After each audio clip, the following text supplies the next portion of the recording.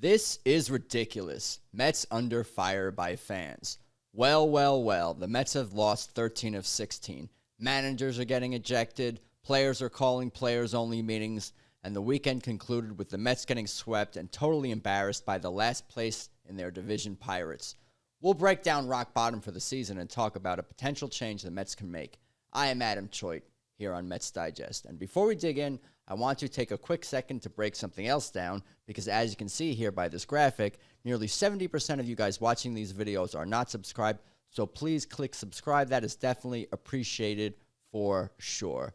So I'm guessing many of you guys saw my first video. It seems like it was ages ago after the Mets were coming off back-to-back wins versus Atlanta. Man, a lot has changed since then.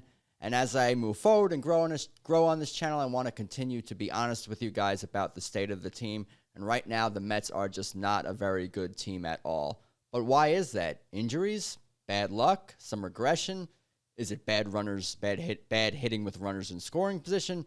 Bad starting pitching and allowing bad innings? It's probably all of it. I would say it's all of it. A combination of those things. And baseball is just a strange game sometimes for sure. So let's dive into some quotes and some things and the state of the team here. As you can see, these are the standings at the moment. The Mets have fallen 1.5 games behind the Phillies. They are now 11 games over 500, the Mets, with 20 being, I believe, their high point in the season, which does not seem all that long ago. But looking here, it's been a rough couple of weeks for the Mets, for sure.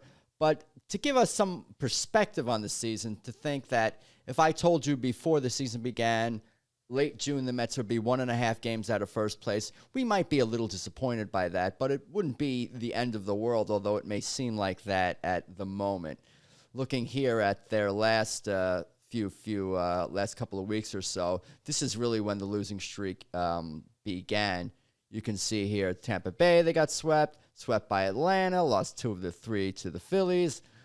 They split with Atlanta. That's when maybe we thought things would be turning around. But then, of course, coming up against the Pirates this past weekend, just getting absolutely embarrassed and demolished in just truly shameful fashion. Look at those scores right there. We see here 9-1, 9-2, 12-1. That's why we're seeing all over the internet and all over, I'm sure, WFAN and all the stations right now. Fans are probably hooting and hollering, wanting all sorts of changes to happen with the team who was outscored 30-4 over the weekend. Truly shameful, truly embarrassing. Here's some quotes from John Harper, the writer, SNY contributor. I figured I'd grab these 3 tweets right here because they're all worth sharing. I'll read them all. Gary Cohen just said that this is the most lopsided series by score, 30-4 in Mets history. Pretty much sums up a weekend of embarrassment that's almost beyond comprehension, considering how bad the Pirates are. Truly hard to believe how completely this has unraveled. Well said. What can you add to that?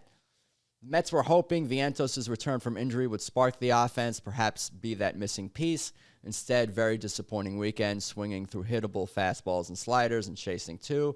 Spoke confidently about feeling good at the plate, but no sign of his return to 2024 form.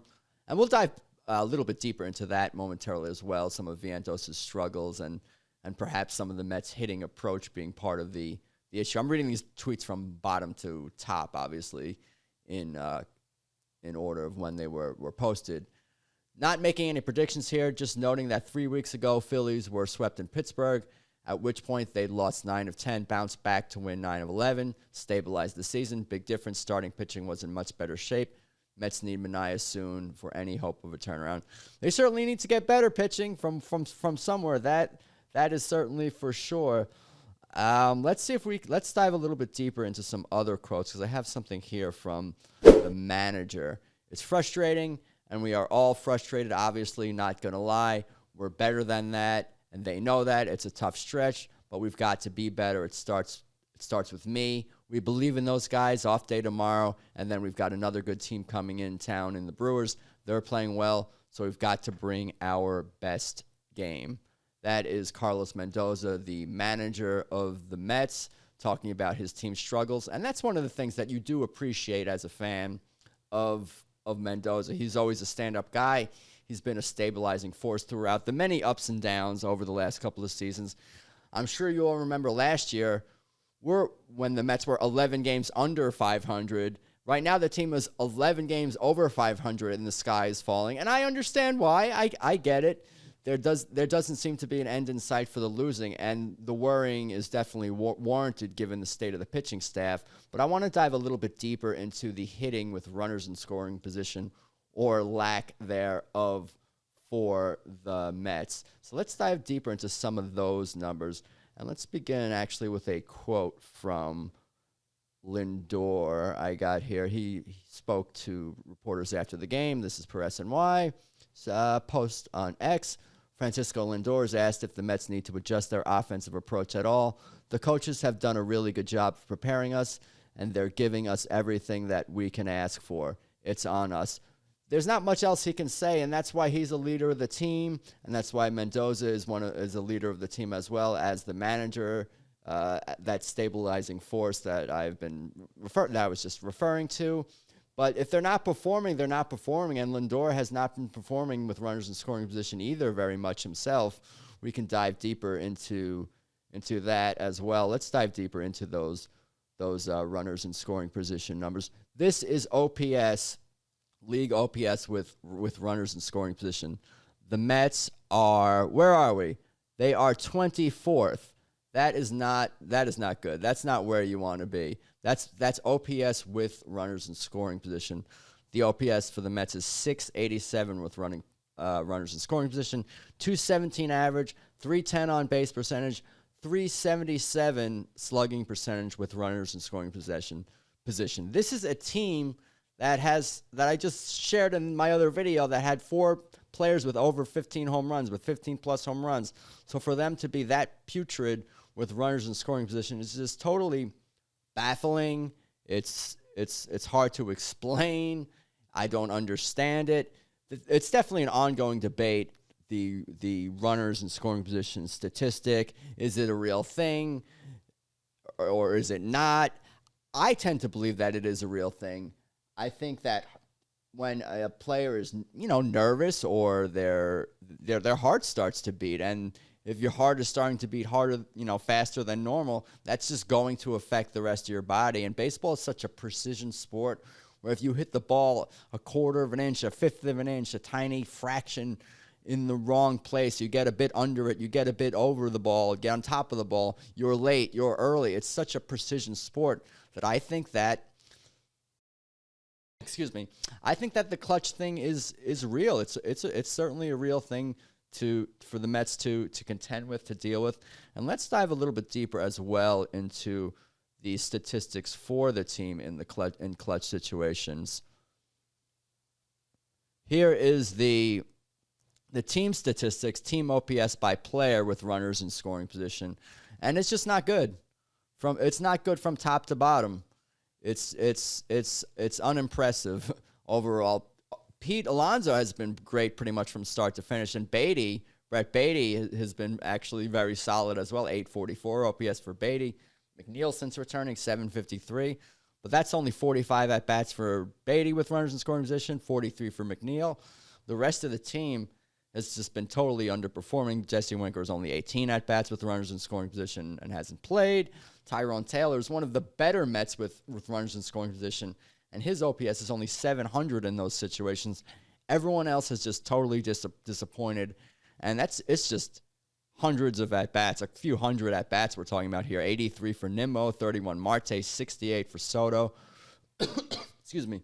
Who despite the awesome June, just his stats from the beginning of the season to the present with those runners in scoring position have been disappointing. Same for Vientos, Lindor, who we just spoke about, 566, unimpressive.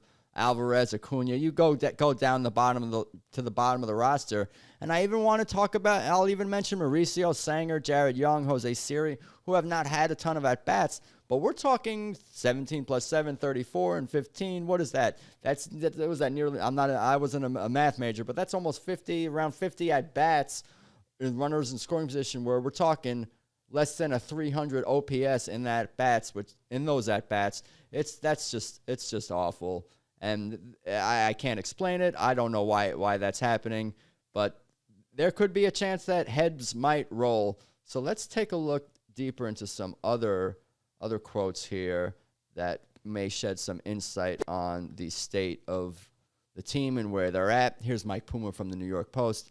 The Mets, who lost for the 13th time in 16th game, were outscored by an embarrassing 30-4 in losing 3 games to an NL Central basement dwellers, a team that began the weekend on pace for 100 losses. So it's not just that the Pirates are bad. It's just that they're excellent at being bad this year.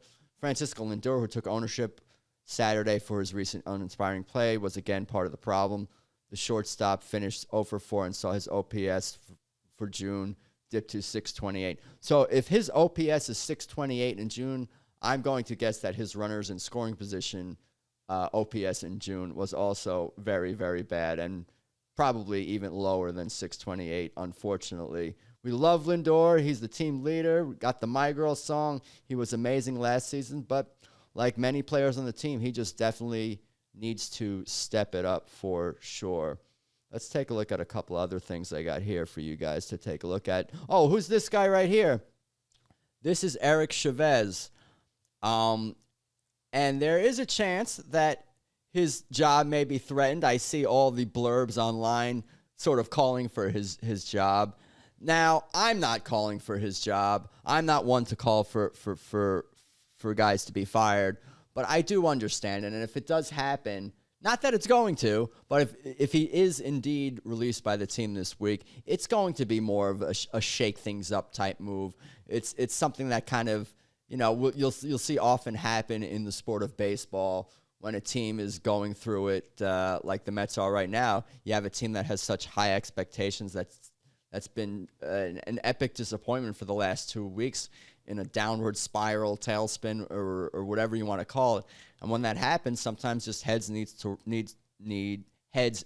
roll. Sometimes you need to get a fresh voice. But I know these guys are professionals. These guys are professional hitters. They should know how to make adjustments at the major league level at this point on their own. It shouldn't depend on a hitting coach, but sometimes teams just need to make those changes, need to get those fresh voices in there. So we'll see how the ensuing week shakes out. Of course, they have an off day tomorrow, so we'll see what happens from there. We'll see if this guy wants to make any changes. But I want to share one more quote here from Andy Martino of SNY about the team that may shed additional light, or will shed additional light, on sort of where the Mets' mindset is right now. Let's dive into that. It's a long one, but it's definitely worth sharing and reading to you guys. Despite the Mets' recent slump, team officials continue to believe in the major league coaching staff, sources tell SNY. It is natural when an off day follows a brutal weekend for fans and pundits to speculate that heads will roll. In this case, it won't be worth your time to go down that road. The offense has underperformed, but rarely does a change in hitting coaches turn around a struggling lineup. MLB hitters are grown men, no longer in a player development program. Many have their own private hitting instructors in addition to the Mets' Eric Chávez and Jeremy Barnes. High-end agencies provide hitting data and feedback. A team's successes and failures rarely hinge on the staff instructors employed by that club. I agree. That is very rational. That makes a ton of sense, but that is not always the history of baseball. When teams struggle, the hitting coach is often the first coach on the staff to go, when they're struggling on offense, of course. So we'll see how the week shakes out. We'll see how the off day goes for the Mets. They were talking about wanting a reset. Hopefully it's a a good day off for the team. But today was very sad. A low point. You got Jankowski pitching. You got position players pitching for the team. Hopefully they turn it around this week. What do you guys think? Please remember to subscribe, comment, share the videos, like the videos. That's definitely appreciated. Definitely comment down below what you think the Mets can do to turn things around. Should they keep Eric Chávez? Should they get rid of him? What can be done? Let's go Mets.